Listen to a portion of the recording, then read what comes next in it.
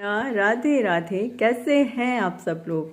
मुझे उम्मीद है आप सभी लोग बहुत अच्छे होंगे, खुश होंगे और अपनी अपनी लाइफ में बहुत ही अच्छे से एंजॉय कर रहे होंगे। और हमारे राधे कृष्णा जी की कृपा, हमारे बिहारी जी की कृपा आप सभी पर खूब भर भर के बरस रही होगी और बरसेगी क्यों नहीं भला। जो हम उनकी भगवत गीता और भगवत कथा का पाठ जो करते हैं तो बरसेगी तो सही ना उनकी कृपा। और वीडियो को एंड तक ज़रूर देखिएगा। वीडियो को लाइक शेयर एंड सब्सक्राइब ज़रूर से कीजिएगा। Now let's continue and stay connected. Hare Krishna, Radhe Radhe. प्रेम से बोलिए मेरे साथ आप सभी, राधे राधे। प्रेम से बोलिए राधे राधे। चलिए हम शुरू करते हैं भगवत कथा। पहले पूजा प्रार्थना कर लेते हैं।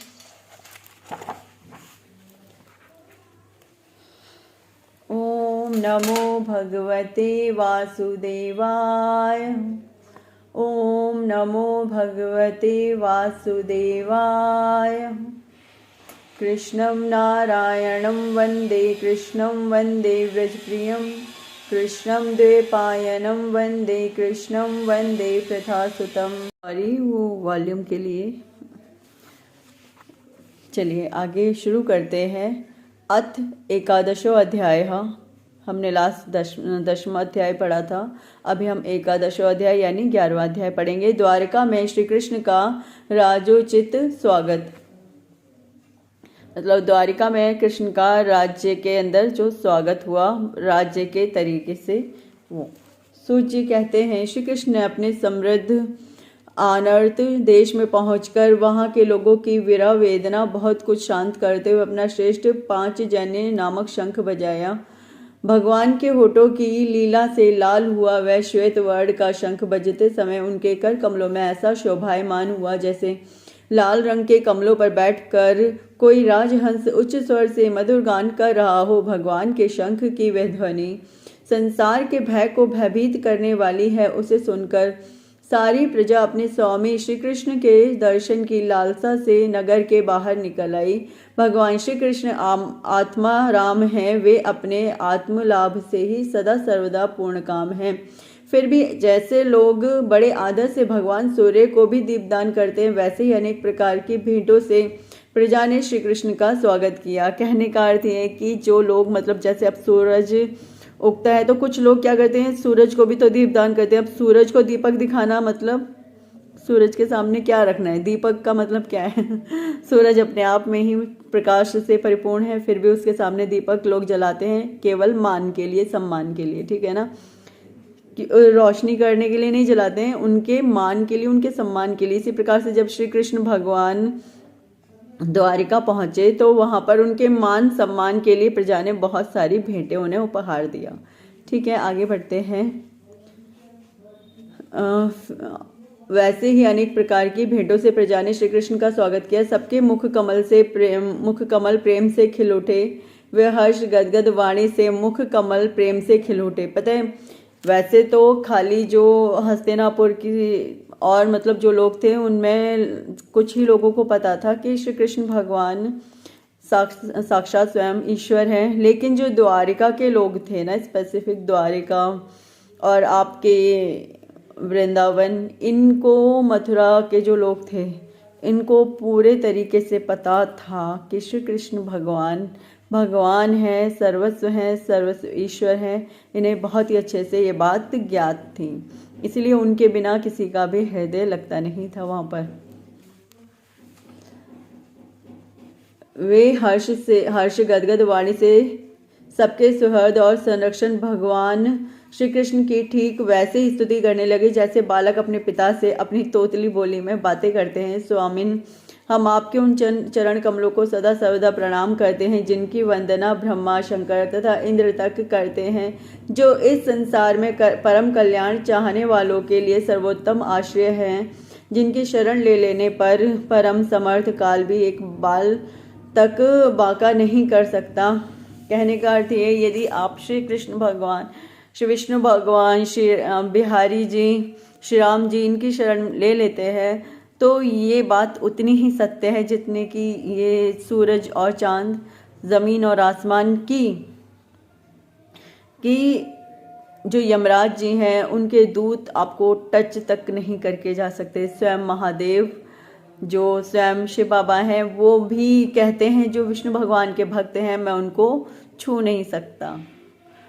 एक ऐसे ही एक वो हुआ था वाकया जिसमें शिव बाबा हुआ क्या था, सतयुग छोटा सा सुनाऊंगी, बहुत बड़ा करके नहीं सुनाऊंगी, छोटा सा सुनाऊंगी, ठीक है ना। तो जब सतयुग प्रारंभ हुआ था तो शुरू में ही, सतयुग के शुरू में ही बिल्कुल बहुत ही ज़्यादा पाप बढ़ने लगा, शुरू में ही बिल्कुल। तो यहाँ पर ब्रह्मा जी थोड़ा चिंतन मगन हो गए कि अभी इतनी जल्दी अगर पाप बढ़ने लगा है तो आगे जा कर के तो जाने क्या ही होगा। तो उन्होंने शिव बाबा से प्रार्थना करी, शिव जी से प्रार्थना करी कि हे शिव जी आप प्रलय ले आइए और जो धरती है उसे जलमग्न करके यहीं पर ही सबको समाप्त कर दीजिए। दोबारा से सृष्टि की रचना की जाएगी, पृथ्वी के अंदर सब प्राणियों को, और मतलब पूरी सृष्टि की रचना दोबारा से की जाएगी। सृष्टि में खाली पृथ्वी नहीं आती, खाली एक ब्रह्मांड नहीं आता। हाँ जी, ये केवल एक ब्रह्मांड है जिसके बारे में आप चर्चाएं सुनते हैं। इसी प्रकार से अनेकों ब्रह्मांड हैं। एक ब्रह्मांड में तो आप क्या देखते हैं, सूरज भी आ गया, चांद भी आ गए, सितारे भी आ गए हैं और पृथ्वी भी आ गई, अनेकों ग्रहों भी आ गए, सब कुछ आ गया खाली एक ब्रह्मांड के अंदर। इस प्रकार से अनेकों ब्रह्मांड हैं जिन्हें विष्णु भगवान ने अपने ऐसे हाथों पे धारण कर रखा है। हाँ जी, ऐसे अनेकों ब्रह्मांड हैं। तो अब उन्होंने कहा तो पूरी सृष्टि मतलब अनेकों ब्रह्मांड आ गए, समझ गए आप। तो विष्णु शिव ब्रह्मा जी ने कहा कि शिव जी आप प्रलय ले आइए, आप प्रलय ले आएंगे तो दोबारा से पूरी सृष्टि की रचना होगी, क्योंकि सतयुग में ही, सतयुग के प्रारंभ में ही अगर पाप इस हद तक बढ़ गया है तो अंत तक जाते जाते तो क्या ही होगा, और कलयुग तक तो जाने क्या ही हो जाएगा। तो शिव बाबा ने कहा मुझे तो कोई प्रॉब्लम नहीं है, लेकिन जो विष्णु भगवान के भक्त हैं, देखिए ये वो वहाँ पर इस प्रकार से तपस्या कर रहे हैं, वो वहाँ पर तपस्या कर रहे हैं, बताओ कैसे किया जाए। तो अब बात आई, विष्णु भगवान के पास पहुँचे दोनों, ब्रह्मा जी और शिव जी। तो उन्होंने कहा हे प्रभु हम प्रलय तो ले आए, लेकिन अब बाधक आपके भक्त हैं, बताए कैसे करें। तो विष्णु भगवान ने कहा आप मेरे भक्तों के लिए निश्चिंत रहें, आपका जो कार्य है आप अपना कार्य कीजिए, आप मेरे भक्तों के लिए निश्चिंत रहिए बिल्कुल, और टेंशन ना लीजिए कि क्या होगा आगे, आप अपना कार्य कीजिए, मेरे भक्तों को मैं खुद स्वयं संभाल लूँगा। तो यहाँ पर शिव बाबा भी उनके भक्तों को टच नहीं कर सकते थे। अब इसके बाद जैसे ही प्रलय आने का समय होने ही वाला था, उससे एक दिन पहले जाकर के विष्णु भगवान ने अपने भक्तों को सचेत किया और कहा कि तुम इस नाव में ऐसे से बैठ जाना, मैं तुम्हें जब तक प्रलय का समय चलेगा तब तक अपनी पूंछ से, उन्होंने तब मत्स्य रूप धारण किया, तो अपनी पूंछ से बहुत बड़ी मछली बने थे वो कृष्ण शिव विष्णु भगवान, उन्होंने अपनी पूंछ से उस नौका को जिसमें उनके भक्त बैठे हुए थे तब तक साधे रखा जब तक प्रलय का समय चलता रहा। और प्रलय का समय काफ़ी लंबा चला था, थोड़ा बहुत समय नहीं चला था। वो रात्रि बहुत बहुत भयंकर और बहुत लंबी थी, कहने का अर्थ ये है, क्योंकि सब कुछ रात्रि में परिवर्तित हो गया था, तब दिन निकला ही नहीं था और लगातार इसी प्रकार से वर्षा हुई, तेज वर्षा हुई और वर्षा में सब जलमग्न हो गया। लेकिन विष्णु भगवान के भक्तों को काल छू के भी नहीं जा पाया। ठीक है, अब आगे बढ़ते हैं। ये छोटा सा मुझे बताना था इसलिए मैंने बताया, ठीक है, थोड़ा समय लग गया। चलिए आगे बढ़ते हैं। देखिए पूरी की पूरी अगर आपको मैं अच्छे से चीज़ें ना समझाऊं, या जो सूचनाएं हैं मेरे पास या जो बातें हैं मेरे अंदर, मैं अगर आपको उन तक ना पहुंचाऊं तो मुझे नहीं लगता कोई भी फ़ायदा है इन सारी बातों का। फिर तो आप खुद भी घर पे बैठ के रीडिंग कर सकते हैं, आई थिंक। चलिए आगे बढ़ते हैं। स्वामिन, हम आपके उन चरण कमलों को सदा सर्वदा प्रणाम करते हैं जिनकी वंदना ब्रह्मा, शंकर और इंद्र तक करते हैं, जो इस संसार में परम कल्याण चाहने वालों के लिए सर्वोत्तम आश्रय हैं, जिनकी शरण ले लेने पर परम समर्थ काल भी एक बाल तक बाका नहीं कर सकता। विश्व भावन आप ही हमारे माता, सुहृद, स्वामी और पिता हैं। आप ही हमारे सद्गुरु और परम आराध्य देव हैं। आपके चरणों की सेवा से हम कृतार्थ हो रहे हैं। आप ही हमारा कल्याण करें। हाँ, हम आपको पाकर सनाथ यानी अनाथ की जगह सनाथ यानी आपके साथ, हमें ऐसा लगता है हमारे पिता हमें मिल गए, अब हम सनाथ हो गए हैं, क्योंकि आपके सर्व सौंदर्य सार अनुपम रूप का हम दर्शन करते रहते हैं। कितना सुंदर मुख है, प्रेम पूर्ण मुस्कान से सिनग्ध चितवन। यह दर्शन तो देवताओं के लिए भी दुर्लभ है। हाँ जी, यह दर्शन तो देवताओं के लिए भी दुर्लभ है, क्योंकि भगवान श्री कृष्ण से मिलने के लिए देवता अनेकों रूप धारण कर करके धरती पर आते थे, तब उनसे भेंट हो पाती थी। कमल नयन श्री कृष्ण जब आप अपने बंधु बांधवों से मिलने के लिए हस्तिनापुर अथवा मथुरा ब्रज मंडल चले जाते हैं, तब आपके बिना हमारा एक एक क्षण कोटि कोटि वर्षों के समान लंबा हो जाता है। देखिए, ईश्वर अगर साथ रहते हो और फिर ईश्वर साथ ना हो तो वो समय बिल्कुल काटने योग्य नहीं होता। आपके बिना हमारी दशा वैसी ही हो जाती है जैसे सूर्य के बिना आंखों की। भक्त वत्सल भगवान श्री कृष्ण प्रजा के मुख से ऐसे वचन सुनते हुए और अपनी कृपामयी दृष्टि से उन पर अनुग्रह की वृष्टि करते हुए द्वारिका में प्रविष्ट हुए। इनकी एक और बड़ी ही मधुर और खास बात है कि अगर इनके भक्ति में कोई लगता है ना, तो अपने दुख दर्द वो भूल जाता है स्वतः ही। ये उसके दुख दर्द को स्वतः ही समाप्त कर देते हैं। फिर उस भक्त के अंदर ना, जैसे दुख दर्द, अब दुख दर्द तो भाई सबको भगवान ने धरती पे भेजा है, इसीलिए कि जो तुमने कर्म करे उनको भोगो। अब उनको भोगने के लिए तो दुख दर्द भी मिलते हैं, सुख दुख सभी प्रकार के हमें यहाँ पर अनुभव करने पड़ते हैं। लेकिन जैसे अब कोई इनकी भक्ति में डूबा है तो उसको दुख दर्द नहीं सताते। जैसे जो दुख है भक्त के हृदय में, तो उस दुख से अपने भक्त को ऐसे बाहर निकाल देते हैं और भक्त को कोई दुख नहीं सताता। चलिए आगे बढ़ते हैं। आपके बिना हमारी दशा वैसी हो जाती है जैसे सूर्य के बिना आंखों की। भक्त वत्सल भगवान श्री कृष्ण प्रजा के मुख से ऐसे वचन सुनते हुए और अपनी कृपामयी दृष्टि से उन पर अनुग्रह की वृष्टि करते हुए द्वारिका में प्रविष्ट हुए। जैसे नाग अपनी नगरी भोगवती पातालपुरी की रक्षा करते हैं, वैसे ही भगवान की वह द्वारिकापुरी भी मधु, भोज, दशार, अहर, कुकुर, अंधक और विष्णुवंशी यादवों से, जिनके पराक्रम की तुलना और किसी से भी नहीं की जा सकती, सुरक्षित थी। वह पुरी समस्त ऋतुओं के संपूर्ण वैभव से संपन्न थी एवं पवित्र वृक्षों एवं लताओं के कुंजों से युक्त थी। स्थान स्थान पर फलों से पूर्ण उद्यान, पुष्प वाटिकाएं एवं क्रीड़ावन थे। बीच बीच में कमल युक्त सरोवर नगर की शोभा बढ़ा रहे थे। नगर के फाटकों, महल के दरवाजों और सड़कों पर भगवान के स्वागतार्थ बंधनवारें लगाई गई थीं।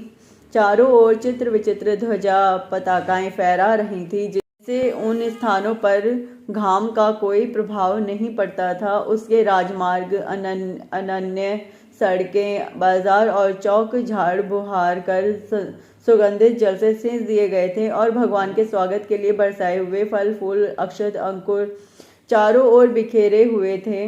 घरों के प्रत्येक द्वार पर दही, अक्षत, फल, ईख, जल से भरे हुए कलश, उपहार की वस्तुएं और धूप दीप आदि सजा दिए गए थे। उदार शिरोमणि वसुदेव, अक्रूर, उग्रसेन, अद्भुत पराक्रमी बलराम, प्रद्युम्न, चारुदेष्ण और जाम्बवंती नंदन सांब ने जब यह सुना कि हमारे प्रियतम भगवान श्री कृष्ण आ रहे हैं, तब उनके मन में इतना आनंद उमड़ा कि उन लोगों ने अपने सभी आवश्यक कार्य छोड़ दिए। सभी आवश्यक कार्य, सोना, बैठना और भोजन आदि छोड़ दिए। प्रेम के आवेग से उनका हृदय उछलने लगा। वे मंगल शकुन के लिए एक गजराज को आगे करके सत्ययन पाठ करते हुए और मांगलिक सामग्रियों से सुसज्जित ब्राह्मणों को साथ लेकर चले। शंख और तुरही आदि बाजे बजाने लगे और वेद ध्वनि होने लगी। वे सब हर्षित होकर रथों पर सवार हुए और बड़ी आदर बुद्धि से भगवान की आगवानी करने लगे। साथ ही भगवान श्री कृष्ण के दर्शन के लिए उत्सुक सैकड़ों श्रेष्ठ वारांगनाएं, जिनके मुख को कपोलों पर चमचमाते हुए कुंडलों की कांति पड़ने से बड़े सुंदर दिखते थे, पालकियों पर चढ़कर भगवान की आगवानी के लिए चली।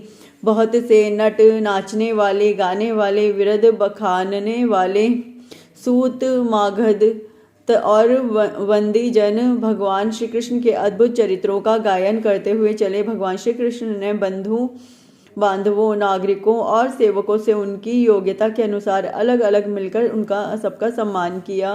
किसी को सिर झुकाकर प्रणाम किया, किसी को वाणी से अभिवादन किया, किसी को हृदय से लगाया, किसी से हाथ मिलाया, किसी की ओर देख कर मुस्कुरा भर दिया और किसी को केवल प्रेम भरी दृष्टि से देख लिया। जिसकी जो इच्छा थी उसे वही वरदान दिया। इस प्रकार चांडाल पर्यंत सबको संतुष्ट करके गुरुजन, सपत्नीक, ब्राह्मण और वृद्धों का तथा दूसरे लोगों का भी आशीर्वाद ग्रहण करते एवं वंदीजनों से विरुदावली सुनते हुए सबके साथ भगवान श्री कृष्ण ने नगर में प्रवेश किया। शौनक जी, जिस समय भगवान राजमार्ग से जा रहे थे उस समय द्वारका की कुल कामिनियां भगवान के दर्शन को ही परम आनंद मानकर अपनी अपनी अटारियों पर चढ़ गईं। भगवान का वक्ष स्थल मूर्तिमान सौंदर्य लक्ष्मी का निवास स्थान है। उनका मुखारविंद नेत्रों के द्वारा पान करने के लिए सौंदर्य सुधा से भरा हुआ पात्र है। उनकी भुजाएं लोकपालों को भी शक्ति देने वाली, उनके चरण कमल भक्त परमहंसों के आश्रय हैं, उनके अंग अंग शोभा के धाम हैं। भगवान की इस छवि को द्वारिकावासी नित्य निरंतर निहारते रहते हैं, फिर भी उनकी आंखें एक क्षण के लिए तृप्त नहीं होती। द्वारका के राजपथ पर भगवान श्री कृष्ण के ऊपर श्वेत वर्ण का छत्र तना हुआ है। श्वेत चंवर डुलाए जा रहे थे। चारों ओर से पुष्पों की वर्षा हो रही थी। वे पीतांबर और वनमाला धारण किए हुए थे। इस समय वे ऐसे शोभायमान हुए मानो श्याम मेघ एक ही साथ सूर्य, चंद्रमा, इंद्रधनुष और बिजली से शोभायमान हो रहा हो। भगवान सबसे पहले अपने माता पिता के महल में गए। वहां उन्होंने बड़े आनंद से देवकी आदि सातों माताओं को चरणों पर सिर रखकर प्रणाम किया और माताओं ने उन्हें अपने हृदय से लगाकर गोद में बिठा लिया। स्नेह के कारण उनके स्तनों से दूध की धार बहने लगी। उनका हृदय हर्ष से विहल हो गया और वे आनंद के आंसुओं से उनका अभिषेक करने लगी। माताओं से आज्ञा लेकर वे अपने समस्त भोग सामग्रियों से संपन्न सर्वश्रेष्ठ भवन में चले गए। उसमें 16,000 पत्नियों के अलग अलग महल थे। अपने प्राणनाथ भगवान श्री कृष्ण को बहुत दिन बाहर रहने के बाद घर आया देखकर रानियों के हृदय में बड़ा आनंद हुआ। उन्हें अपने निकट देखकर वे एकाएक ध्यान छोड़कर उठ खड़ी हुई। उन्होंने केवल आसन को ही नहीं बल्कि उन नियमों को भी त्याग दिया जिन्हें उन्होंने पति के प्रवासी होने पर ग्रहण किया था। उस समय उनके मुख और नेत्रों में लज्जा छा गई।